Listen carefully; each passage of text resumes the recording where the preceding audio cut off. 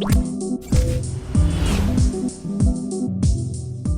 right, guys, so now we're going to dive into how exactly to pitch to local news and television news. So number one, you want to see if that story is timely. What's going on in the community? What's going on across the nation? What's going on across the region? Is it something that's happening this week or today that you can relate to your client and pitch that's timely that they can use in their newscast? An example would be that if you have a client, Joe works for renewable energy. He's a renewable energy company, and the Texas grid failure just happened 2 days ago, and they're finally back online. Well, he's actually from Texas, so he could do an interview and talk knowledgeably about what happened and how it could have been prevented. So he could be used as an expert in their story. So that's your pitch. Reporters want stories that are timely and that people can relate to what's happening in the news right now, because they don't want something that's dated. They don't want something that happened 2 weeks ago. They want something that's now and that's relevant. Another great way to kind of decipher whether or not your client is going to be good for a TV news pitch is, are they doing something good for other people? Are they doing something good for the community? Are they giving back? Do they do something in their spare time that makes an impact in the community? Maybe it doesn't have anything to do with their business, doesn't have anything to do with their brand, but it's something that they connect to and something that the reporters can tell a story about. That's something that you can kind of develop a pitch from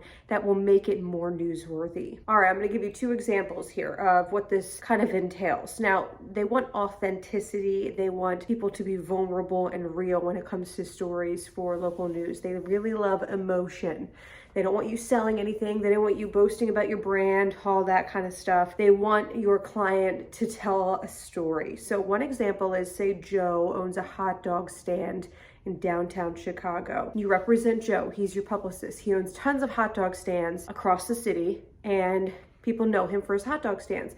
But this month of March, he decided that for one day, he's going to donate all of the proceeds from his hot dog sales to a local hospital, because his daughter, when his daughter was, say, 2 or 3, passed away of childhood cancer. So he's going to donate it to the cancer wing of the hospital. So what you're going to do is you want to pitch that story a few days before it happens. So the reporters know that they can go to this event, they can cover this event, they have video opportunities. Someone local who's an entrepreneur is giving back in the community. He may only get a mention or 2 that he owns a hot dog stand, but he's getting that publicity. He's getting that mention in the article. He's going to get those clicks, and people are going to be more aware of him, even if it doesn't directly talk about his business. Okay, so now this is example number 2. Now you may have a client named Sarah. Sarah owns a bridal shop. She sells wedding gowns, things like that. And obviously you represent her and her bridal shop, but you've been struggling trying to find a story for her. But what she just told you is that she works Mondays and Wednesdays with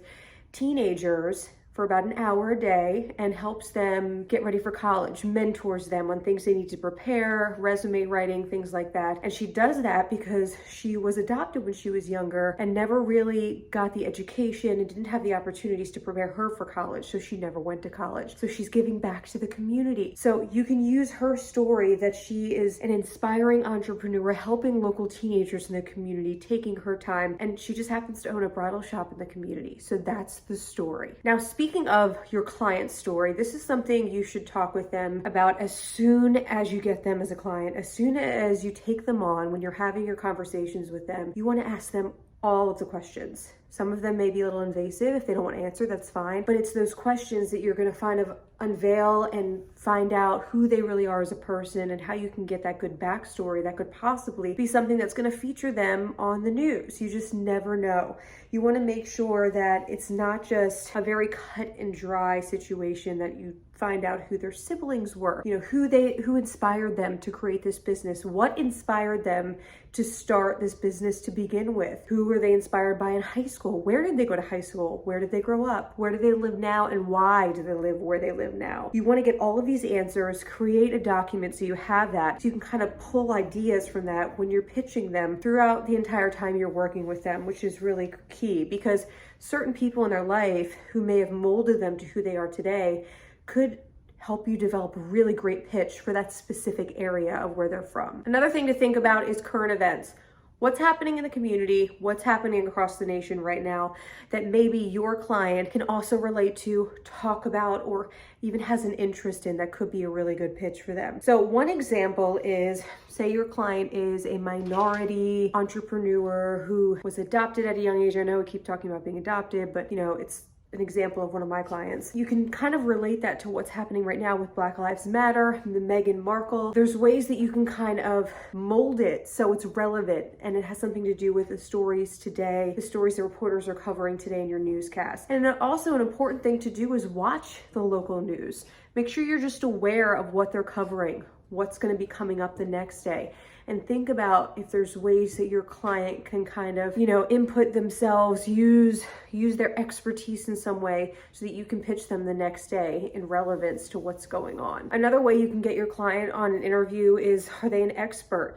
One example is, say your client is Matt and he has a cannabis shop, a medical marijuana cannabis shop, but there was a bill that passed in the House yesterday that's one step closer to getting marijuana passed for recreational purposes. Well, Matt's not technically a certified expert, but he's an expert because he owns a cannabis shop.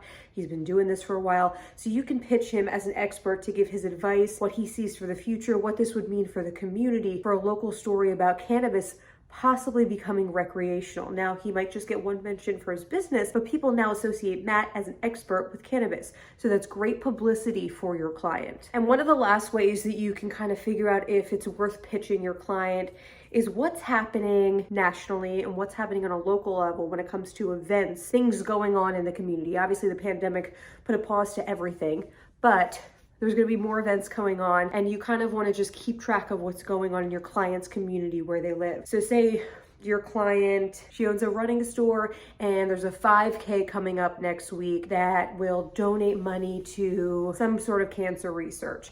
Well, Sarah, who owns the running store, doesn't have a connection with cancer, but she can do a segment maybe on the morning news about how to prepare for a 5K. She's an expert because she owns a running store. She can give advice on best shoes to purchase and how to break them in. Or if she does have a connection to cancer, even better, if she's run the race herself. You want to find things that are happening in the community that you can throw your client into, that she or he can relate to, so they'll want to do a story with them. And when it comes to morning news, it's a lot different than the evening news, and I'm going to explain to you that in our next video.